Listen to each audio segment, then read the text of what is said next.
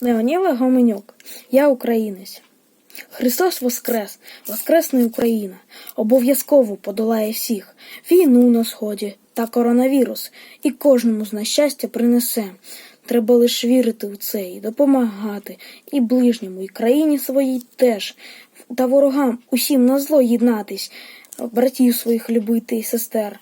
Бо дух нас вже нікому не зламати. Ми українці, сказано цим все. А Україну, наче рідну матір, слід берегти усім понад усе.